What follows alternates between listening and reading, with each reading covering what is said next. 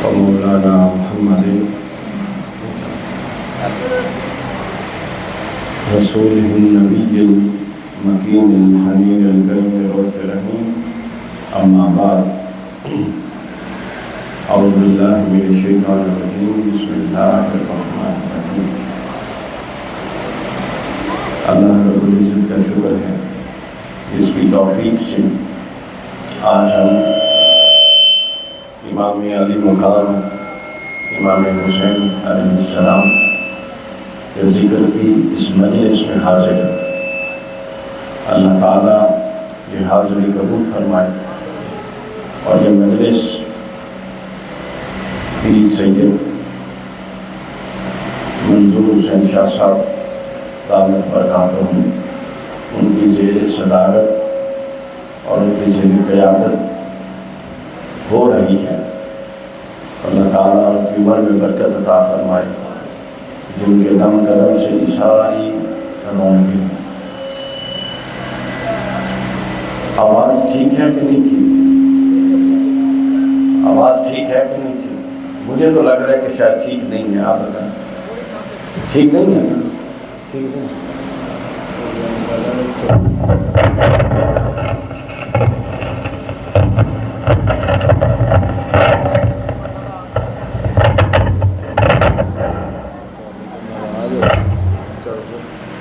جی اب کچھ بہتر ہوئی ہے؟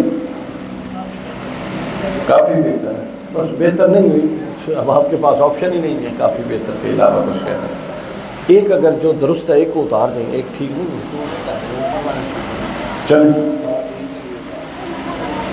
آج کی گفتگو کے لیے، آج ویسے میں نے ایک دفعہ کوشش کی تھی کہ سید مجتبیٰ شاہ صاحب کو فون کر کے آج کی محفل سے اجازت لے لوں، کیونکہ آج صبح سے میری طبیعت بہت زیادہ خراب ہے.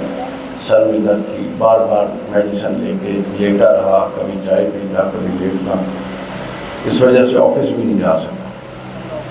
مگر شاہ صاحب جابر طبیعت کے آدمی ہیں، ظالم بھی ہیں اور جابر بھی ہیں، تو وہ صرف حکم کا صدور کرتے ہیں، اگلے کا معاملہ نہیں دیکھتے. انہوں نے فرمایا نہیں بھی سادہ تھا پروگرام ہے تو تسی آنے ہیں. تو لہٰذا آج طبیعت کو مد نظر رکھتے ہوئے میں نے اس طرح کا موضوع ڈھونڈا ہے کہ ہم بات چیت کر سکیں، لیکن وہ بات چیت بڑے غور سے سننے کی ہے. اگر بچے اسی طرح شور کرتے رہیں گے تو بات چیت کا سمجھ نہیں آئے گا. یہ جو میرے بائیں طرف ہے بیٹا، آپ لوگ خاموش ہیں، آپ کسی بھی بات. آج میں آپ کے سامنے، یہ ویسے میرے سامنے حضور شیخ الاسلام کی کتاب پڑھی ہے، مگر اس کے یہ آگے 4 صفحات پر یہ جو ہماری تاریخ کی بڑی کتابیں ہیں، جس میں تاریخ طبری ہے، البدایہ والنہایہ امام ابن کثیر کی ہیں، اس کے بعد اس میں احکام سلطانیہ ہے امام ماوردی کی، اس کے بعد ابن خلدون کی ہے تاریخ، تو امام ابن کثیر کی ہے تاریخ الکامل. تو ان تمام کتابوں کا جو خلاصہ اور نچوڑ ہے، طبقات ابن سعد میں یہ واقعہ بڑی تفصیل سے آیا ہے، تو ان تمام کتابوں میں جو نچوڑ ہے سب کو جمع کر کے تو واقعہ کربلا کا پس منظر آپ کے سامنے رکھنا ہے کہ ایکچولی کیا کیا واقعات ہوئے، کہاں پر کیا مسئلہ پیش آیا، جس کا نتیجہ یہ نکلا کہ امام حسین کو کربلا میں پہنچنا پڑا. جب وہ کربلا میں پہنچ گئے پھر آگے جو شہادتیں ہوئیں، یہ موضوع آگے آتے رہیں گے. حضور نبی اکرم صلی اللہ علیہ وآلہ وسلم نے فرمایا تھا کہ میرے بعد خلافت 30 سال ہوگی. کتنے سال؟ اور اس کے بعد کاٹ کھانے والی ملوکیت ہو. بدترین بادشاہت ہوگی۔ تو یہ حدیث پاک تمام مورخین محدثین واقعہ کربلا کا آغاز اور تمہید میں یہ حدیث لکھی، ہر ایک نے، کوئی ایک بھی ایسا نہیں جس نے اس حدیث سے واقعہ کا آغاز نہیں کیا کہ حضور علیہ السلام نے کیا فرمایا، میرے بعد خلافت راشدہ کتنے سال ہوگی؟ 30 سال۔ اور اس کے بعد کیا ہوگا؟ اس کے بعد آپ نے فرمایا ملوکیت ہوگی، کاٹ کھانے والی ملوکیت، اور پھر اس کے بعد بدترین دور حکومت اور بدترین بادشاہت ہوگی۔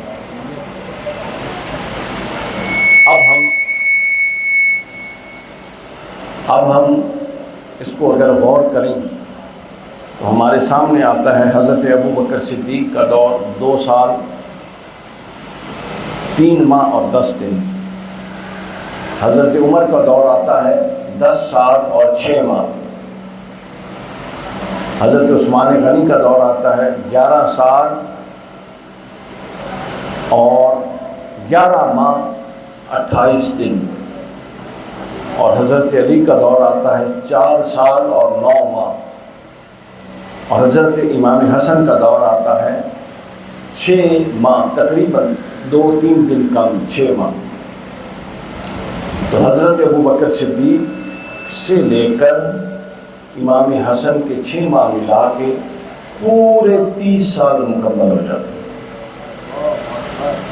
تو پتہ چلا کہ یہ حضور نے پہلے ہی بتا دیا تھا کہ میرے پیچھے میرے طریقے پر جو حکومت چلے گی، خلافت راشدہ علی منہاج النبوہ، جو میرے طریقے پر جو خلفاء حکومتوں کو لے کر چلیں گے، ان کا دورانی حضور نے بتا دیا تھا کہ 30 سال ہو۔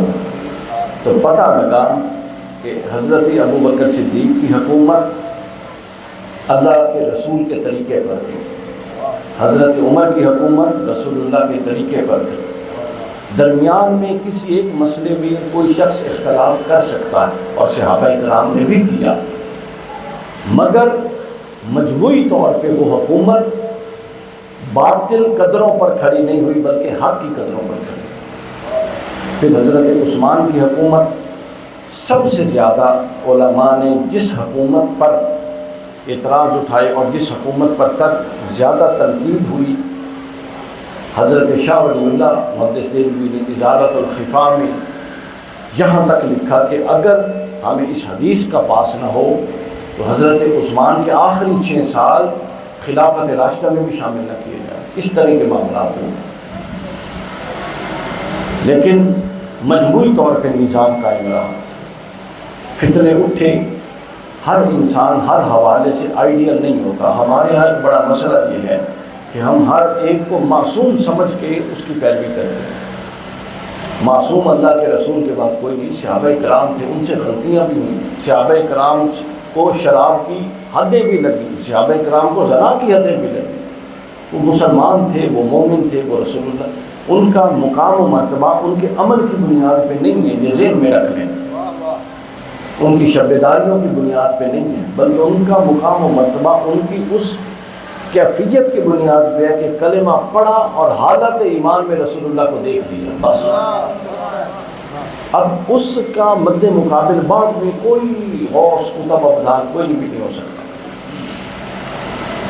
تو بہت سارے معاملات ہوئے۔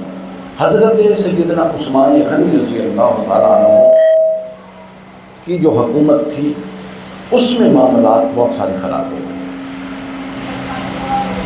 امام سیوطی کی کتاب تاریخ الخلفاء آپ اٹھائیں اگر، اس میں حضرت عثمان کی شہادت کا واقعہ لکھا ہوا ہے۔ یہ جو پوری امت میں دراڑ ہے نا، دراڑ، یہ شیشے میں پہلا پتھر حضرت عثمان کی شہادت کی صورت میں لگا۔ باقی حضرت علی کے دور میں سازشیں، بغاوتیں، امیر شام کی بغاوت، یہ سب بہت بات کی باتیں۔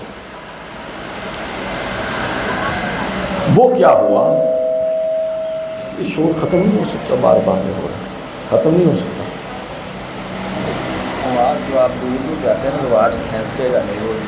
کسی کو پتہ حضرت عثمان غنی رضی اللہ تعالیٰ عنہ کے دور میں یہ ہوتا ہے کہ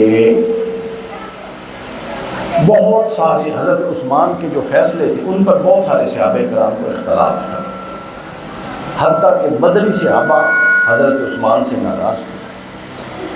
ابو ذر غفاری رضی اللہ تعالیٰ عنہ کا پورا قبیلہ حضرت عثمان سے ناراض تھا، بنو مخزوم حضرت عثمان سے ناراض تھے،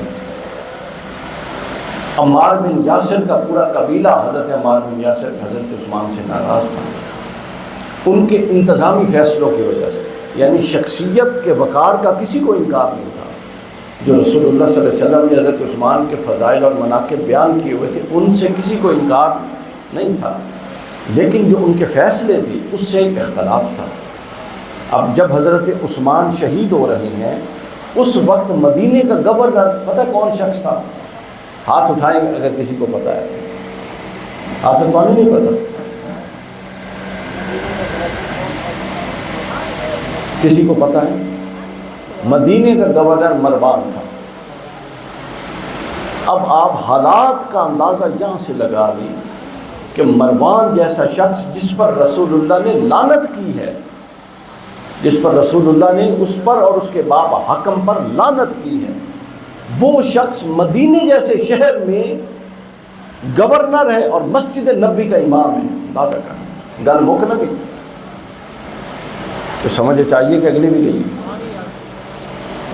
اب کیا ہوتا ہے، اس طرح کے کچھ فیصلے ہوئے۔ ظاہر ہے اب مروان خود بھی نہیں بیٹھا تھا، حضرت عثمان خلیفہ تھے، انہوں نے اپوائنٹ کیا تھا، ٹھیک ہے، تو وہ اپنی قربت کی وجہ سے حضرت عثمان چونکہ طبعاً نرم خو تھے اور یہ لوگ اس نرمی کا ناجائز فائدہ اٹھاتے۔ معاملات اس طرح کچھ سینئر صحابہ کو حضرت عثمان نے معزول کیا، اس کی جگہ پر کچھ اپنے تعلق دار بنو امیہ کے لوگوں کو اپوائنٹمنٹ کر دی۔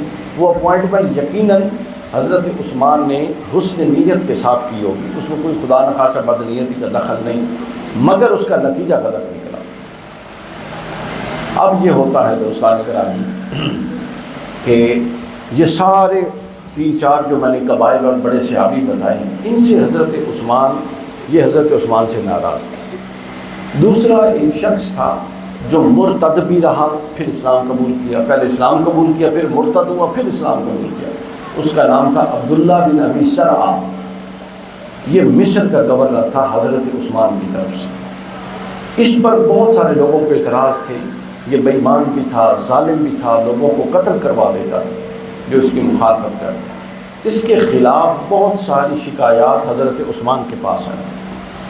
حضرت عثمان رضی اللہ تعالیٰ عنہ نے فیصلہ نہیں کیا، پھر شکایات، حتیٰ کہ 700 لوگ مصر سے عبداللہ بن ابی سرعہ کی شکایت لے کے حضرت عثمان کے پاس جتھا بنا کے آ گئے۔ ادھر حضرت علی تھے، حضرت عبد الرحمن بن عوف تھے، حضرت طلحہ، حضرت زبیر، یہ سینئر صحابی۔ انہوں نے حضرت عثمان پر زور ڈالا کہ آپ فیصلہ کریں، نہیں تو معاملات خراب ہو جائیں گے اور آپ کے ہاتھ سے نکل جائیں گے۔ حضرت عثمان غنی نے فرمایا کہ بالکل ٹھیک کہتے ہو تم، پھر مجھے بتاؤ کہ اگر میں فیصلہ کروں تو پھر عبداللہ بن ابی سرعہ کی جگہ میں کس کو حکومت دوں، مصر کا گورنر کس کو بناؤں؟ تو سب نے مشاورت کے بعد جس کا نام دیا وہ تھے حضرت ابو بکر صدیق کے بیٹے محمد بن ابی بکر۔ انہوں نے کہا کہ آپ محمد بن ابی بکر کو مصر کا گورنر بنا دیں، تو معاملہ ختم۔ حضرت عثمان غنی رضی اللہ تعالیٰ عنہ نے لکھ دیا نامہ، تقرری لیٹر لکھ دیا، اپوائنٹمنٹ لیٹر، اس کے نیچے اپنی مور لگا دی، محمد بن ابی بکر کے ہاتھ میں پکڑایا، اور ان کے ساتھ کافی سارے صحابہ کرام جو مہاجرین اور انصار دونوں میں سے کچھ لوگ حضرت محمد بن ابی بکر کے ساتھ مصر بھیج دیے تاکہ عبداللہ بن ابی سرعہ سے جو مصر کا چارج لینا ہے وہ لینے میں کوئی مشکل نہ پیش آئے۔ یہ لوگ ابھی سفر میں تھے، جا رہے تھے کہ ایک مقام پر پہنچتے ہیں تو ایک شخص انہیں نظر آتا ہے جو اونٹنی پر سوار ہے، اور وہ بڑی تیزی سے آگے گزرنے کی، آگے بڑھنے کی، ان کی نظروں سے نظریں چرا کے آگے بھاگنے کی کوشش کر رہے ہیں۔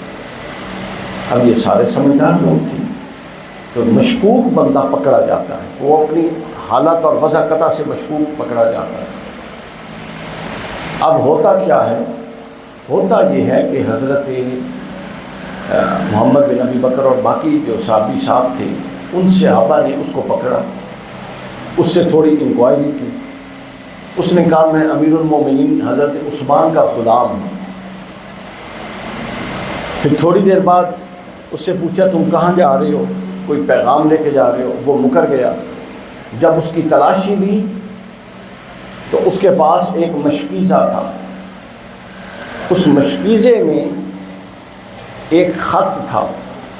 اب وہ مشکیزہ خشک تھا تو جب آپ مشکیزہ ہلاتے تو اس کے اندر وہ خط، چونکہ اس دور میں تو وہ خط چمڑے کے ہوتے تھے نا جی، چمڑے پر لکھتے تھے، تو وہ چمڑا اس کے اندر سے ہلتا اور اس کی آواز آتی۔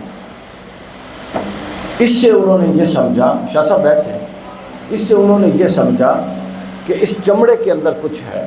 وہ مشکیزے کے اندر مشکیزہ کاٹ لیا۔ مشکیزہ جب کاٹ دیا تو مشکیزے کو کاٹا تو اس کے اندر سے خط نکلا۔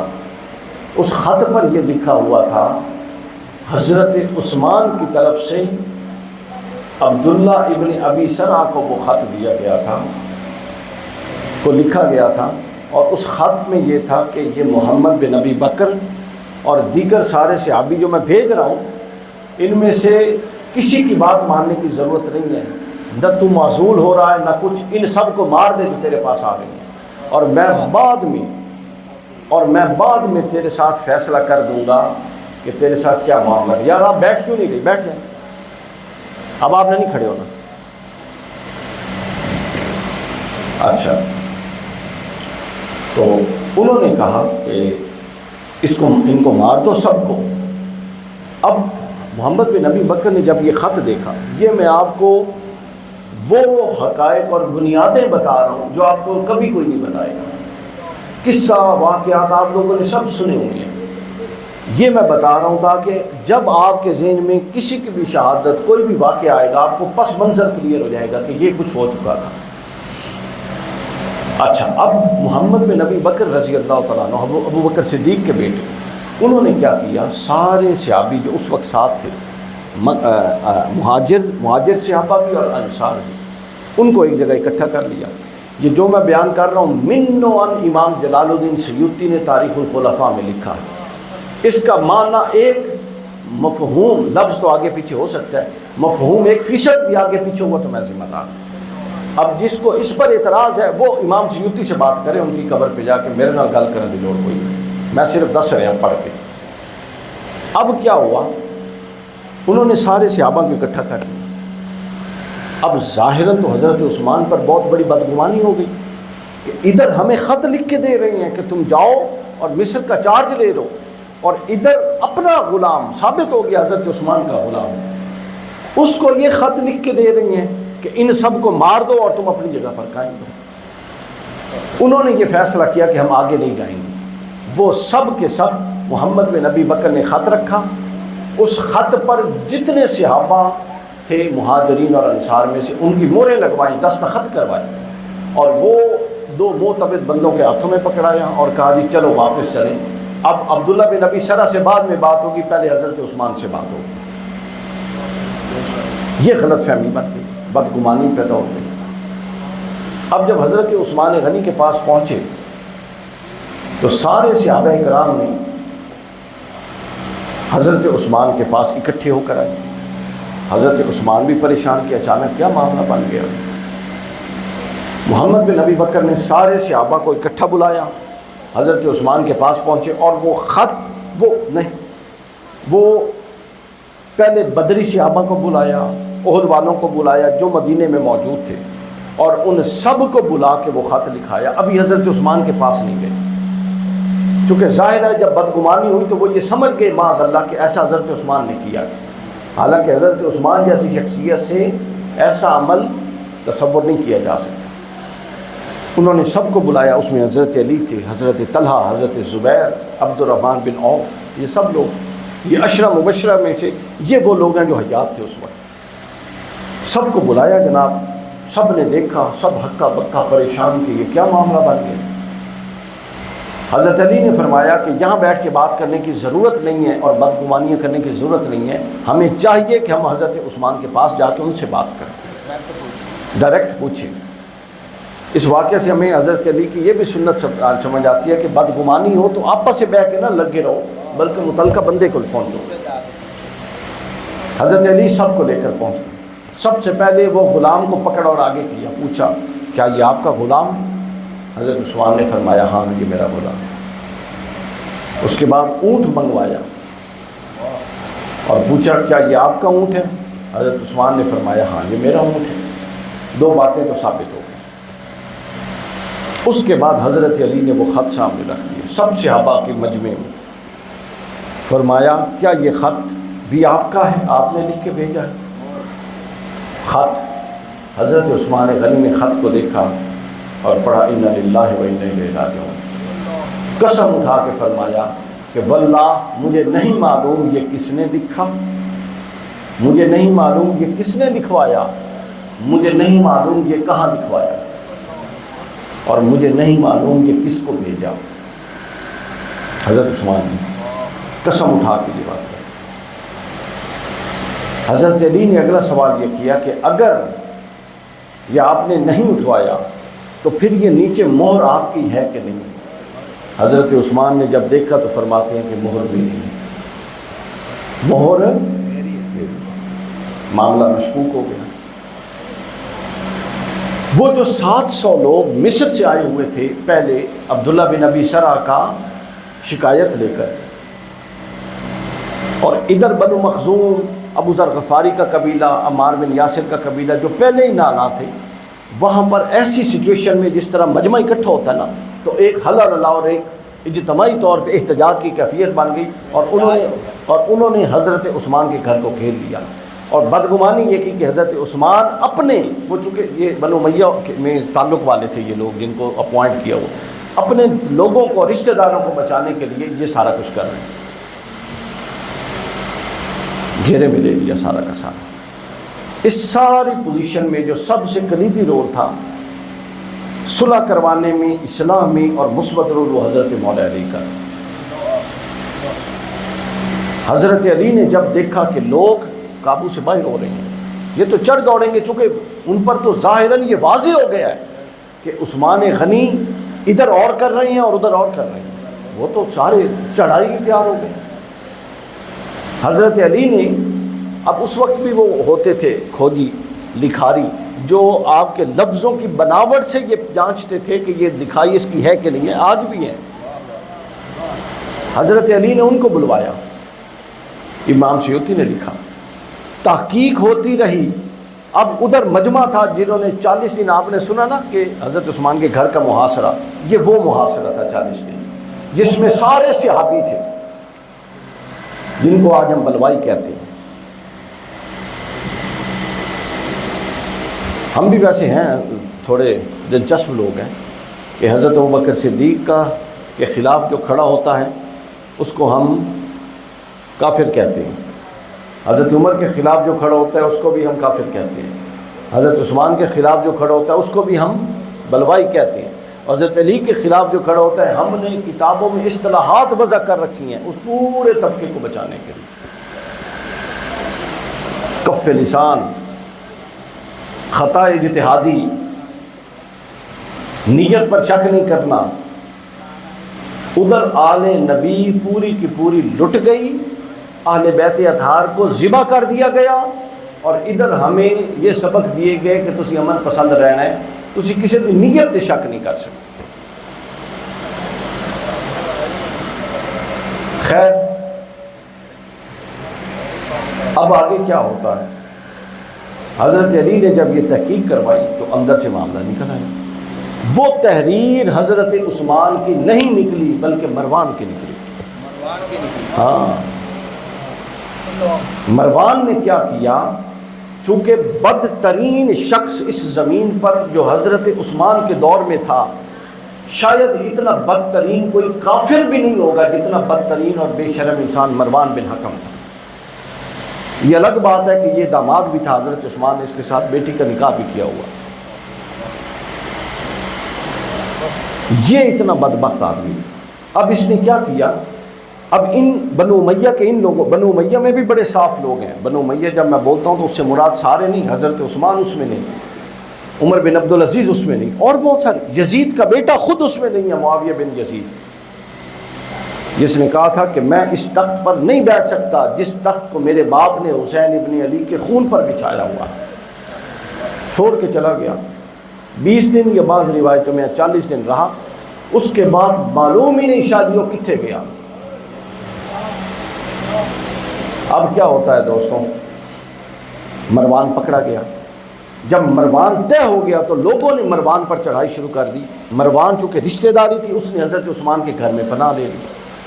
جو حضرت عثمان کے گھر کا محاصرہ ہوا نا، لوگ کہتے ہیں کہ وہ کیوں ہوا، وہ اس لیے ہوا کہ مروان کو اندر حضرت عثمان نے پناہ دی. اب لوگ کہتے تھے کہ چونکہ ثابت ہو گیا مروان، ایک طبقہ مان گیا، دوسرا کہتا تھا کہ نہیں ابھی حضرت عثمان بری و ذمہ نہیں ہے. اب کیا ہوا، وہ کہتے تھے کہ مروان کو ہمارے حوالے کریں. بڑے بڑے صحابہ نے مشورہ دیا. حضرت عثمان غنی اس کو حوالے کرنے سے انوائڈ تھے، ظاہر ہے انکار کر رہے تھے. ظاہر ہے ایک نازک رشتہ تھا، وہ کسی اور کا چہرہ منہ دیکھ رہے تھے. انہوں نے انکار نہیں کیا. ادھر غم و غصہ بڑھتا گیا، ادھر غم و غصہ بڑھتا گیا. لوگوں نے کہا کہ اگر اتنا بڑا معاملہ ہو رہا ہے اور یہ اس کو واپس اس کو نہیں کر رہے جو بدبخت ہے. چلتے چلتے چلتے بالآخر چونکہ وہ قتل نامہ محمد بن ابی بکر کے نام کا تھا نا جو مروان نے لکھوایا تھا. اچھا اگلا بھی مزیدار بات سنیں کہ مروان کے پاس مہر کہاں سے آئی. اس نے دو روایتیں موجود. ایک یہ کہ اس نے حضرت عثمان کے گھر چونکہ بہت آتا جاتا تو حضرت عثمان کی مہر چوری کر لی تھی. اور دوسرا یہ بھی خیال جا سکتا ہے کہ حضرت عثمان کی مہر جیسی ڈپلیکیٹ مہر بنوا کے رکھ لی تھی. اور جتنے فساد آپ کو پوری امت میں اہل تشیع کے پاس بیٹھے نا، وہ آپ کو حضرت عثمان کے ایسے ایسے خط دکھاتے ہیں کہ آپ پڑھ ہی نہیں سکتے. کیا حضرت عثمان کے دل میں ایک رائی برابر بھی اہل بیت کے خلاف بغض ہو سکتا ہے؟ نہیں. یہ سب خباستیں یہ مروان صاحب کی تھیں جو اس دور کے صحابہ کے کھاتے میں لوگ ڈالتے ہیں. یہ بات ذہن میں رکھنی. حضرت عثمان غنی کا ان چیزوں سے کوئی دور تک بھی تعلق نہیں تھا. وہ تو تلوار اٹھانے والے کے خلاف حکومت رکھ کے طاقت رکھ کے تلوار نہیں اٹھا رہے تھے، تو انہوں نے اہل بیت کے خلاف تلوار اٹھوانے کے لیے ماحول بنانا تھا. یہ ہو نہیں سکتا. مروان نے یہ سارا کام کر دیا اور کام ڈال دیا. اب جب مجمع اکٹھا ہوا انہوں نے کہا ہمیں اندر جانے دیں. وہ اندر نہ جانے دیں. بالآخر چلتے چلتے چلتے 3 احباب دیوار پھلانگ کے اندر پہنچ گئے. اور پھر اس کے نتیجے میں سارے سانحہ کے نتیجے میں حضرت عثمان غنی رضی اللہ تعالیٰ عنہ کو شہید کر دیا گیا. یہ پہلی دراڑ تھی جو امت میں آئی اور اس کی ذمہ داری بنو امیہ پر ہے. پھر دوسری دراڑ کیا ہوئی؟ حضرت عثمان غنی کی شہادت کے 3 دن بعد امت نے متفقہ طور پہ حضرت مولا علی کو خلیفہ راشد کے طور پہ تسلیم کر دیا. حضرت علی کی بیعت ہو گئی. یہ جو چوری مہریں لگوانے والے تھے نا، کہ چوری مہریں لگوانے والے، انہی میں سے ایک طبقہ یہ کہتا ہے کہ نہیں، اس وقت تک حکومت نہیں مرنے دیں گے جب تک حضرت عثمان کا قصاص نہ لیا جائے، بدلہ نہ لیا جائے. ہوں ایک گل ذہن چ رکھ لو، شریعت کا ایک مسئلہ دسن لگا. 2 بندیاں دی لڑائی ہوئے نا جی، 2 بندیاں دی، تو تمہیں پتہ ہوئے کہ ادھر آؤ نا شاہ صاحب، تسی افسر تسی بھی ادھر آؤ، کھڑے ہو جاؤ. اتنے اے 2 بندیاں دی آپس سے لڑائی ہوئی ہے. خدا نخواستہ ایک نے دوسرے نو قتل کر چھوڑیا، ٹھیک ہے. تو سانو پتہ ہے کہ قاتل متعین، تو شریعت آتی ہے کہ جس لئے قاتل متعین ہوئے تو سزا ایگزیکیوٹ ہوئے. اور اگر ہے تسی 70 بندے بیٹھے ہو، 100 بندے رل کے ایک بندے نو مار دیو ہیں، تو شریعت آتی ہے یہ جڑا قتل دا تعین ہے وہ ایک فرد تے کدی بھی نہیں ہو سکتا. بلکہ وہ دے قتل دے تعین دا صورتحال مختلف ہے. وہ ایک مجمع نے قتل کیتا ہے، وہ دے واسطے انکوائری ہو سی، وہ دے واسطے پروسیس ہو سی، اس کا آپ پورا پروسیجر پورا کریں گے، پھر شواہد اکٹھے ہوں گے، پھر گواہیاں ہوں گی، اس کے بعد جا کے کمیٹی جو فیصلہ کرے گی، اور وہ بھی ایک فرد کے بارے میں نہیں کرے گی، کئی افراد کے بارے میں، پھر ان کو سزائیں ہوں گی. تو موب یعنی مجمع کسی کو مارے تو اس کا حکم شریعت میں مختلف ہے، اور ایک فرد مارے تو وہ متعین. اب ہونے نقطہ سمجھ گیا. اب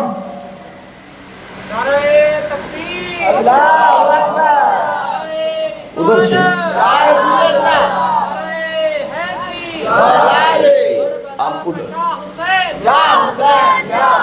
اب ادھر سے دوسری طرف سے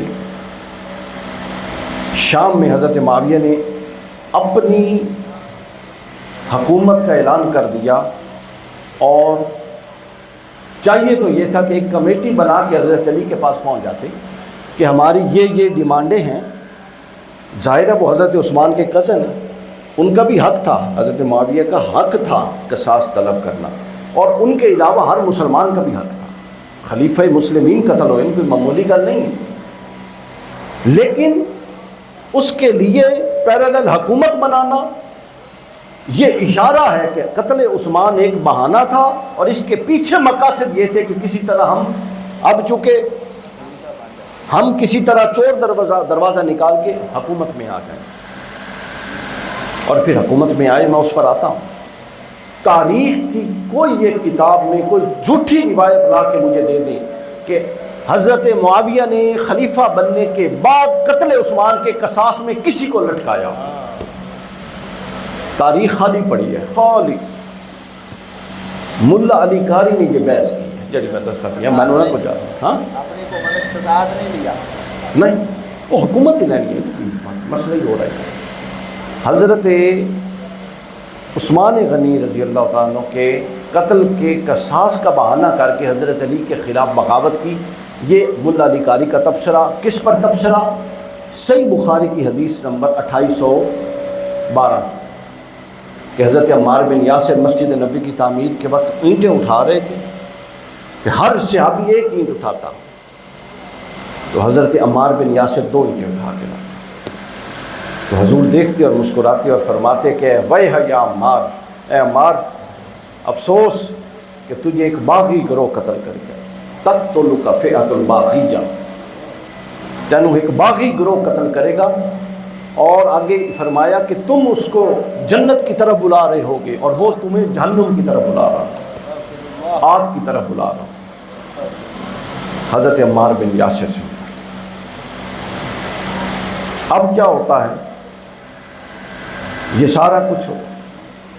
اچھا، اب یہاں تک ہم مارجن دینے چاہیے، چونکہ عین ممکن ہے کہ وہ جو امیر شام کی طرف سے حضرت معاویہ کی طرف سے بغاوت ہوئی، عین ممکن ہے وہ مبنی پر حسن نیت ہو، اس کے اندر کوئی نیت کی خرابی نہ ہو. ممکن ہے، کیونکہ اپنے کزن اور خلیفہ راشد کا قصاص مانگ رہے تو بات درست تھی، اگرچہ کہ اس کے جواب میں حکومت بنانا سمجھ میں نہیں آتا. چلو وہ کام کر لیا. اب اس میں کیا ہے، خلافت راشدہ سے ٹکرا رہے ہیں. ٹکرائے، اس ٹکراؤ میں ایک جنگ کا نام ہے جنگ صفین. بلا جی جاگ رہے ہو؟ کوئی سمجھ آ رہی ہے؟ جنگ کا کیا نام تھا؟ جنگ صفین. جنگ صفین. اب صفین میں یہ عمار بن یاسر قتل ہو جاتا ہے، جس کے بارے میں حضور نے فرمایا کہ ایمان لوگوں کے دل میں ہوتا ہے، لیکن عمار کے ریشوں میں بھی ایمان ہے. اللہ اکبر. اور حضور نے فرمایا سورج کبھی کسی ایسے شخص پر طلوع ہی نہیں ہوا جو عمار سے زیادہ سچا ہو. عمار بن یاسر کو شہید ہو گئے. حضرت عمر بن العاص دوڑتے ہوئے حضرت معاویہ کے پاس پہنچے. یہ امام ملا علی قاری نے سب کچھ لکھا ہوا ہے شرح ملکات میں. انہوں نے کہا کہ اب ان کا یہ جانا حضرت عمر بن العاص کا یہ بتاتا ہے کہ وہ بالکل حسن نیت کے ساتھ سارا معاملہ ہے. وہ کہتے ہیں حضرت معاویہ کے پاس جا کے کہتے ہیں کہ یہ تو عجیب کام ہو گیا، عمار ہمارے ہاتھوں مارا گیا. انہوں نے کہا تو پھر کیا ہوا؟ انہوں نے کہا شاید آپ کے ذہن میں وہ حدیث نہیں آ رہی حضور نے فرمایا تھا کہ عمار کو ایک باغی گروہ قتل کرے گا، تو اس کا مطلب یہ ہے کہ ہم غلطی پر ہیں اور علی درست ہے، چونکہ عمار ہمارے ہاتھوں مارا گیا، لہٰذا ہم بغاوت کر رہے ہیں، ہم باغی ہیں۔ حضرت معاویہ نے ان کو عربی زبان میں کچھ ڈانٹا، جس کا مفہوم یہ ہوتا ہے کہ تو اپنے ہی پیشاب پر سے پھسل کے گر جائے، ڈانٹا اور کہا کہ خبردار یہ بات عوام میں مت لے جاؤ، لوگوں کو نہیں بتانا، بلکہ حضرت عمار کو ہم نے نہیں بلکہ علی نے قتل کروایا، اس کو میدان جنگ میں ہم لے آئے کہ علی لے کر آیا۔ تو حضرت علی تک جب یہ بات پہنچی تو حضرت علی فرماتے ہیں اس کا مطلب یہ ہے کہ حمزہ کی قاتل رسول اللہ ہیں جو ان کو احد میں لے کر گئے تھے۔ حضرت حمزہ کے قاتل تو اس اصول کے تحت کون ہے؟ معاذ اللہ رسول اللہ ہیں، چونکہ وہ ان کو احد میں لے کر گئے تھے۔ سمجھ آئیے گا؟ یہاں سے اگر وہ کوئی غلط فہمی تھی تو وہ غلط فہمی کا ازالہ ہو جانا چاہیے تھا، مگر غلط فہمی نہیں تھی، وہ ڈٹ گئے اس پر، انہوں نے کہا خبردار یہ گل نہیں دسیں، اور پھر خون بہا، 68,000 مسلمان، 70,000 مسلمان صفین میں شہید ہوئے سیاسی۔ کتنا بڑا نقصان ہوگا امت کا، اور اندر کیا وجہ تھی؟ گل ہی کوئی۔ حضرت عثمان کا قصاص لینا تھا، تو کیا شریعت اس بات کی اجازت دیتی ہے کہ ایک یا دو افراد کے قصاص کے لیے آپ 70,000 کو مار دیں اور پھر فتنہ پورا کا پورا امت میں فتنہ برپا کر دیں؟ اس کے اور بہت سارے وے آؤٹ ہو سکتے تھے، پولیٹیکل وے آؤٹس ہو سکتے تھے، چونکہ یہ سیاسی لوگ تھے نا سارے۔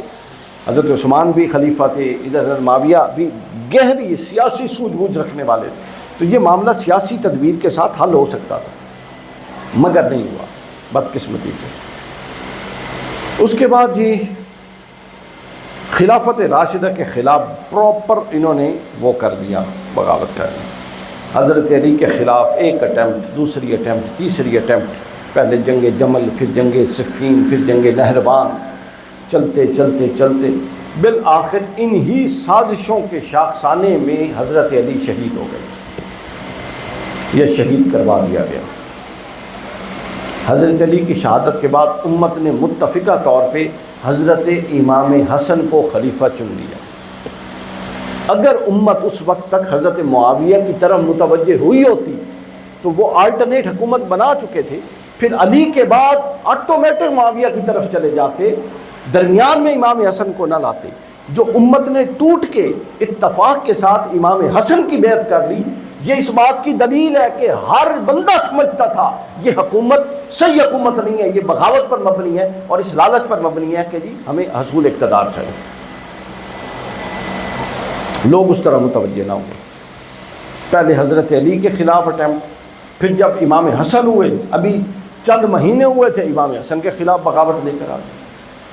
اسٹیٹ کے اندر اسٹیٹ اور ریاست سے ٹکرانا جتنی بڑی غداری ہے۔ حضور نے فرمایا اگرچہ کہ تم پر حبشی غلام ہو، جب کوئی بغاوت کرے تو اس کے پرخچے اڑا کے رکھ دو۔ اور یہ سب لوگ بغاوت، اسلام کا یہ جو حال ہوا ہے، یہ چند لوگوں کی خواہش حکومت کی وجہ سے اسلام اس حال پر پہنچا ہوا بس۔ اور وہ اپنی رشتہ داریوں کی وجہ سے پرموٹ ہوتے ہوتے عہدوں پر آئے، اور اس کے بعد انہوں نے تباہی مچا کے رکھی، کچھ بھی نہیں چھوڑا پیچھے۔ جی اب کیا ہوتا ہے؟ یہ معاملہ درپیش ہوتا ہے۔ امام حسن علیہ السلام کی طبیعت صلح جو تھی، امن پسند تھے، امن پسند سارے ہی تھے، مگر امام حسن دیکھ چکے تھے کہ ہوس اقتدار کس سطح پر پہنچ چکی ہے۔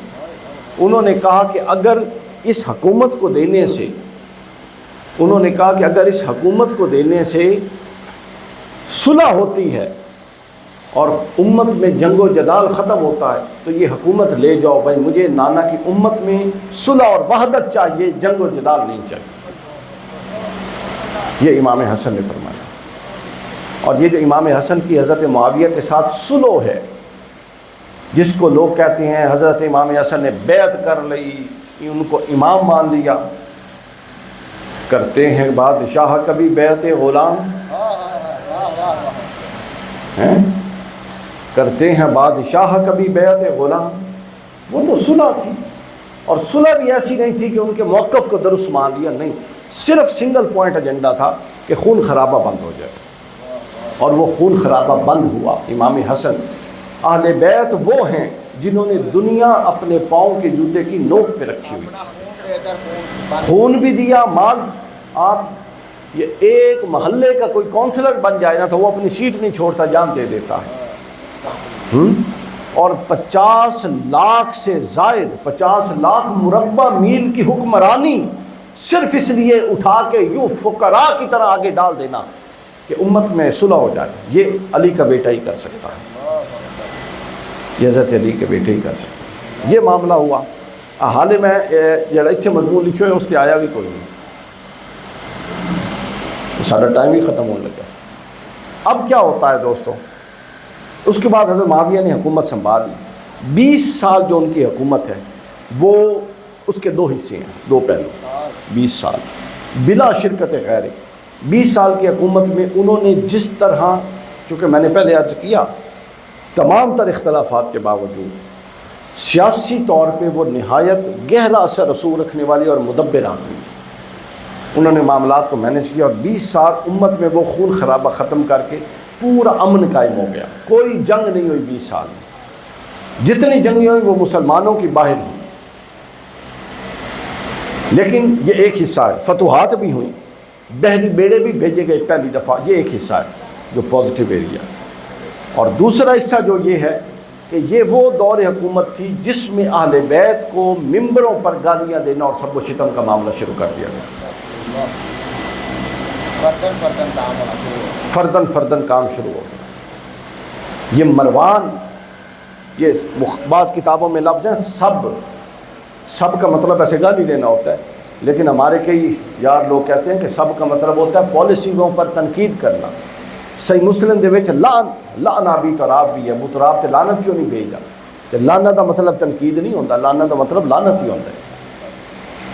حضرت معاویہ حضرت سعد بن نبی وقاص سے پوچھتے ہیں، صحیح حدیث ہے بخاری مسلم، کہ ما مانا کان تسب ابی تراب ابا تراب.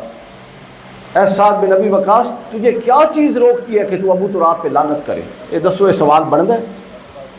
اس کے دفاع میں ہمارے دوست کہتے ہیں انہوں نے یہ تو نہیں کہا نا لعنت کرو، وہ تو صرف پوچھ رہے تھے کہ تم کیوں نہیں کرتے. اللہ اکبر. اس امت کی قیامت کے دن، اور یہ جو اچھل کے امت کہتی ہے نا قبر میں ہمیں رسول اللہ کی پہچان ہونی ہے اور شفاعتیں ملنی ہے، رسول اللہ نے ان کے گریبانوں سے پکڑ کے ان کو گھسیٹنا ہے اور اپنی موجودگی میں منکر نکیر سے کوڑے لگوانے ہیں کہ میں تم میں حسن اور حسین چھوڑ کے آیا تھا، تم نے حسن کے ساتھ کیا کیا اور حسین کے ساتھ کیا کیا. حسن کے ساتھ یہ کیا کہ حسن جس شہر میں جاتا وہاں اس کو پانی اور کھانے میں زہر ملا کے پلاتے. 6 دفعہ زہر دی، 7ویں دفعہ شہید ہو گئے. اور حسین کے ساتھ یہ کیا کہ خود حسین کے ماننے والوں کا بھی اس میں بہت بڑا دخل. یہ جو امام حسین کوفہ گئے تھے، ایک گل ذہن وچ رکھ لو، یہ کوفہ یزیدیوں کا حکومت نہیں تھی، یہ کوفہ سارے علوی تھے جو اپنے آپ کو شیعان علی کہتے تھے. انہوں نے کہا جی آپ آئیں، یزید شرابی ہے، زانی ہے، ہم آپ کا ساتھ دیں گے. خود خط لکھ کے بلایا. اور یہ بدبخت، یہ جہنمی جو شیعان علی تھے، کوفہ کے شیعان علی، جب امام حسین آئے پہلے حضرت مسلم بن عقیل کو شہید کروایا، پھر اپنے اولاد اور گھروں اور اپنی جان کے ڈر میں امام حسین کا بھی پیچھا چھوڑ دیا. اور جب یہ نہ صرف چھوڑا بلکہ یزید کے ڈر میں، یزید کے لشکر میں آئے امام حسین سے لڑنے. امام حسین کے خطبے پڑھے میدان کربلا کے، آپ ایک ایک کو کہتے ہیں کہ اے فلاں بن فلاں، کیا تجھے یہ بات تیری غیرت گوارا کرتی ہے کہ تو نبی کے نواسے کو سکون سے مدینہ بیٹھا ہوا بلائے اور یہاں بلا کے اس کو کہے کہ پانی بھی نہیں ہے اور تیرا تلواروں سے استقبال کیا جائے گا؟ تو رسول اللہ پوچھیں گے کہ میں حسن اور حسین چھوڑ کے آیا تھا، تم نے حسن اور حسین کے ساتھ کیا کیا؟ کلمہ پڑھنے والے آگے جتنے امام حسین اور امام حسن، یہ ایک بات ذہن میں رکھنی، مجھے وقت بتائیں، میں نے ختم کرنا ہے، 9:05، بس ہمارے پاس 5-1 منٹ ہے. یہ جو دیا جی تاریخ یہ پھر کسی دن سنیں گے. یہ بات ذہن نشین رکھ لیں. حضور شیخ الاسلام پروفیسر ڈاکٹر طاہر القادری صاحب کی ایک کتاب ہے یزید کی کفر یزید پر، القول المتین فی امر یزید اللعین پر، اس میں انہوں نے ایک استدلال کیا، اور وہ استدلال یہ ہے کہ وہ فرماتے ہیں کہ یزید کا کفر اس بنیاد پہ نہیں ہے، یعنی امام حسین علیہ السلام کو ایک انسانی جان کے ضیاء کا گناہ یزید کے کھاتے پہ نہیں ہے کہ ایک انسانی جان کو قتل کیا، بلکہ امام حسین کا قتل اذیت رسول ہے، اور اذیت رسول ہونے کی نسبت جو رسول کو اذیت دیتا ہے، قرآن کہتا ہے اس پہ اللہ کی بھی لعنت اور اس پر ملائکہ کی بھی لعنت، ٹھیک ہے، اللہ کی بھی لعنت، ملائکہ کی بھی لعنت، اور اللہ کسی مومن پر لعنت نہیں بھیجتا۔ اور پھر آخر پہ کہا عذاب المہین، اور قرآن میں جتنی جگہ عذاب مہین ہے وہ صرف کافروں کے لیے ہے، اور رسول کو اذیت دینے والوں کے لیے بھی عذاب مہین کہا، لہٰذا یہ کافر ہو گئے اس استدلال سے۔ اب اس کے ساتھ اب میں اضافہ کر رہا ہوں، پہلی دفعہ اگر یزید جس نے امام حسین کو اذیت دینے کا ماحول بنوایا، اذیت دلوائی، میدان کے اندر شہید کروایا، اور جتنے قتل حسین پر شہید رہے، راضی رہے، وہ سب کے سب کیا ہیں؟ وہ سب کے سب اذیت رسول دینے میں شامل ہیں یا کچھ اذیت رسول پر راضی ہیں، وہ سب اس استدلال سے جہنمی ہیں، اور جو جہنمی ہیں۔ اور اسی طرح یہی مقام امام حسن کا ہے، بلکہ امام حسن حسین کے بھی امام ہیں، تو جس نے امام حسن علیہ السلام کو زہر دیا، جس نے وہ زہر بنوایا، جس نے وہ ماحول بنوایا، جس نے وہ سہولت کاری کی، جس نے وہ زہر پہنچوایا، جس نے اس زہر کے پہنچوانے کے اندر مال دے کر حصہ ڈالا، جس نے وہ زہر دیا، اور جو اس شہادت پر راضی تھا، وہ بھی اللہ کے ہاں اس پر بھی لعنت، اور ان کی قبروں پر بھی لعنت، اور وہ دنیا میں بھی ملعون ہے اور آخرت میں بھی اللہ کے آگے ملعون کھڑے ہوں گے۔ یہ استدلال ہم امام حسین کے لیے تو کرتے ہیں، امام حسن کے لیے نہیں کرتے، لیکن آج امام حسن واسطے بھی کر چھوڑیا، اور تسی نہ نہیں لینا، سب کچھ پہنچ جائے گا جتھے پہنچ رہا ہے، اور اگر یہ خطاب یوٹیوب پہ آ گیا پھر اور مزہ آئے گا، لیکن بات کا رد ہوتا ہے دلیل کے ساتھ۔ آپ اس کے مد مقابل استدلال پیش کر دیں تو ہم اپنا موقف واپس لیں۔ تو سامعین کرام، یوں ماحول بنا کے پھر امام حسن نے جب دستبردار کی تو حضرت معاویہ کو حکومت مل گئی، انہوں نے اپنی زندگی میں یزید کو ولی عہد نامزد کر کے ولی عہدی کے لیے بیعت لینا شروع کر دی۔ بیعت بائے حق بھی لی، بائے کرک بھی لی۔ جو بیعت نہیں کرتا تھا اس کو پیسے بھیجے، وہ بک گیا تو ٹھیک، جو نہیں بکا اس کو پھر جان کی دھمکیاں دی، جبرن بیعت۔ اور اس کی حدیث پاک صحیح بخاری کے اندر مروان تقریر کر رہا تھا، کہتا ہے جی امیر المومنین معاویہ بن ابی سفیان کو اللہ نے ایک عظیم بات سجائی ہے کہ وہ اپنے بعد اپنے صاحبزادے یزید کے لیے بیعت لے، اور آگے کہتا ہے کہ یہ ابو بکر صدیق اور عمر فاروق کا طریقہ ہے۔ آگے حضرت محمد بن ابی بکر کھڑے تھے، حضرت ابو بکر کے بیٹے، اور حضرت عائشہ ام المومنین کے بھائی کھڑے ہو گئے۔ وہ کہتے ہیں مروان لعنتی تو جھوٹ بولتا ہے، یہ نہ ابو بکر کا طریقہ ہے میرے باپ کا، نہ میرے چچا عمر کا طریقہ یہ ہے۔ ابو بکر صدیق نے امت کو خالی چھوڑا، اگر منتخب کیا تو ان میں سے بہترین منتخب کیا، اور اس شخص کا ابو بکر صدیق کے خاندان سے کوئی تعلق بھی نہیں تھا۔ تم تو بیٹا منتخب کروا کے کہہ رہے ہو ابو بکر کی سنت ہے، یہ ابو بکر کی سنت ہے۔ اور حضرت عمر نے تو ایک شورا بنا دی، اور شورا سے کہا کہ جس کو مناسب سمجھے اتفاق کے رائے سے خلیفہ چنے۔ لیکن حضرت معاویہ نے جس موروثیت کی بنیاد رکھی وہ موروثیت آ چکی تھی، اور یزید کی بیعت ہو گئی، اور یزید کی بیعت ہو گئی۔ اس کے بعد جب یزید کی بیعت ہوئی تو یزید کو اپنے کرتوت، اپنے معاملات، اپنے آباء و اجداد کے سارے معاملات کا پتہ تھا۔ اس نے خلیفہ بنتے ہی پہلا خط لکھا ولید بن عقبہ کو، اور ولید بن عقبہ کون تھا؟ مدینے کا گورنر تھا۔ اس سے کہا کہ مجھے 4 بندوں سے خطرہ ہے، مجھے 4 بندوں کی بیعت چاہیے، اور چاروں مدینہ میں ہیں۔ ایک محمد بن ابی بکر، ابو بکر کا بیٹا، ایک عمر بن عبداللہ ابن عمر، حضرت عمر کا بیٹا، ایک حسین ابن علی، علی ابن ابی طالب کا بیٹا، اور چوتھا عبداللہ ابن زبیر۔ یہ چاروں مدینہ میں۔ بس یہاں سے کربلا کی بنیاد پڑی۔ اس نے کہا میں نے بیعت لینی ہے، اور امام حسین نے کہا کہ مجھ جیسا اس جیسے کی بیعت نہیں کر سکتا۔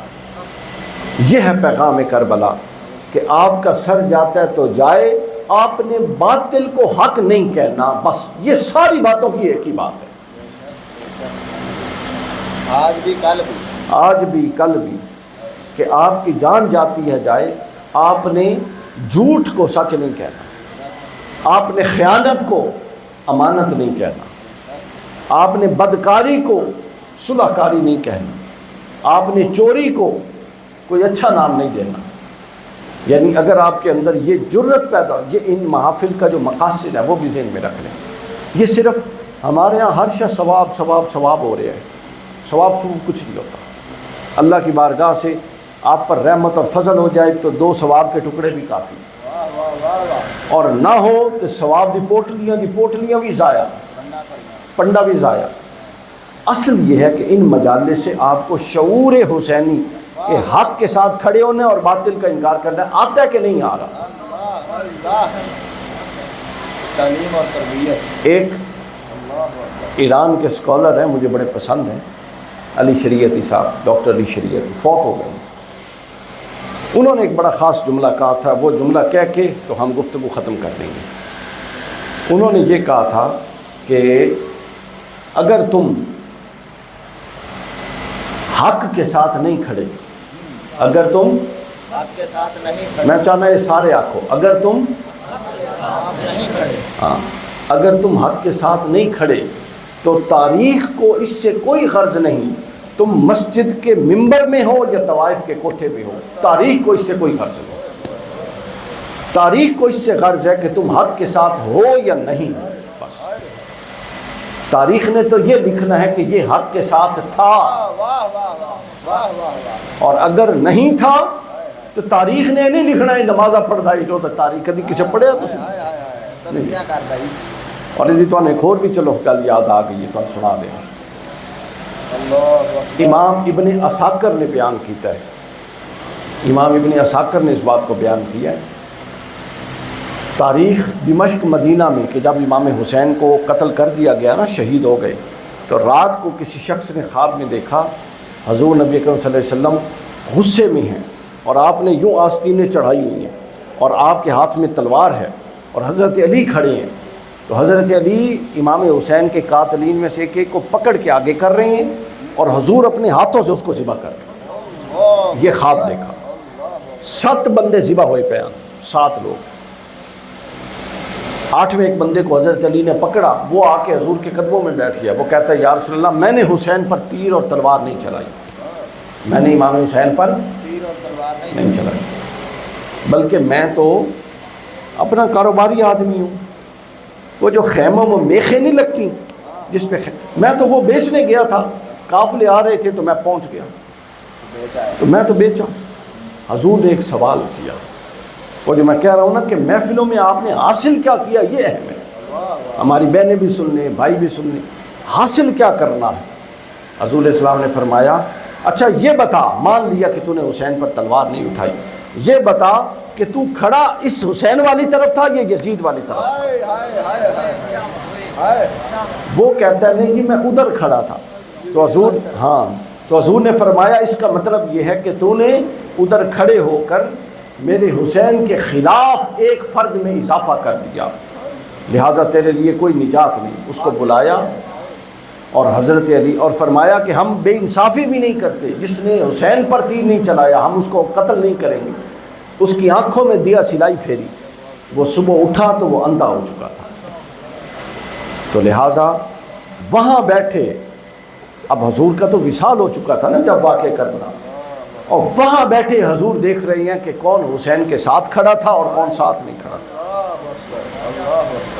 تو لہٰذا اگر ہمیں یہ شعور آئے تو پھر ان مجالس کا، شاہ صاحب کی ان محنتوں کا، قبلہ منظور شاہ صاحب کی ان محنتوں کا تو ہے فائدہ۔ اور اگر آپ نے وہ ثوابی قوم بننا ہے کہ آخر میں لنگر ملے اور 6980 نیکیاں ملیں، یہ آپ کو سوچ کبھی حسینی نہیں بنا سکتی۔ حسین تو وہ تھا کہ ادھر لوگ احرام باندھ کے حج کرنے جا رہے تھے اور وہ احرام کھول کے حج کو ختم کر کے ادھر جا رہا تھا۔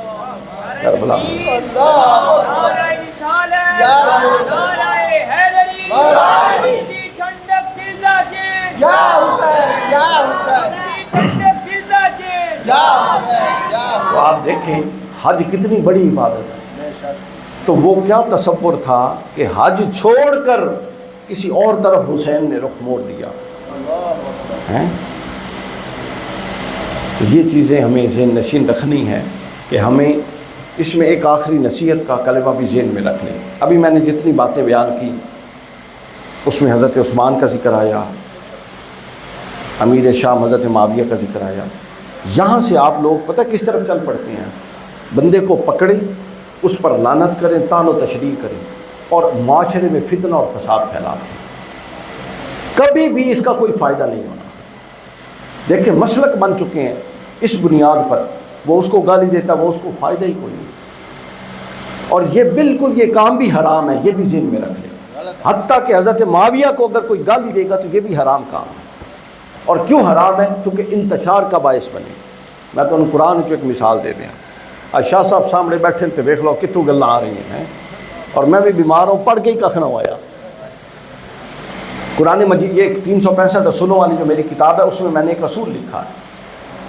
اللہ فرماتا ہے ضروری نہیں کہ ہر درست کام کا نتیجہ بھی اجر والا ہو۔ فرمایا کہ خبردار کفار و مشرکین کے جو بت تھے نا، کچھ صحابی ان بتوں کو برا بھلا کہتے تھے۔ اللہ نے آیت اتار دی، فرمایا کہ بے شک وہ لکڑی پتھر کے بت ہیں، ان کو برا بھلا کہنا کوئی گناہ تھوڑی ہے، مگر نتیجہ یہ ہے کہ تم ان کو برا بھلا کہتے ہو، وہ رب جلیل کو برا بھلا کہتے ہیں۔ تو چونکہ نتیجہ غلط ہے لہٰذا درست عمل بھی روک دیا۔ تو اگر نتیجہ غلط ہو تو درست عمل بھی رک جاتا ہے۔ تو میں اب سوال یہ کہ پھر علامہ صاحب تسی یہ ساری گل کیوں دسی؟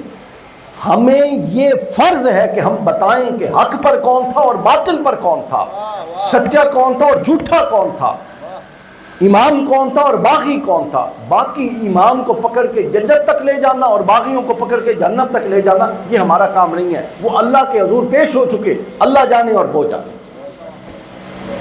اہل سنت کا اصل طریقہ کار۔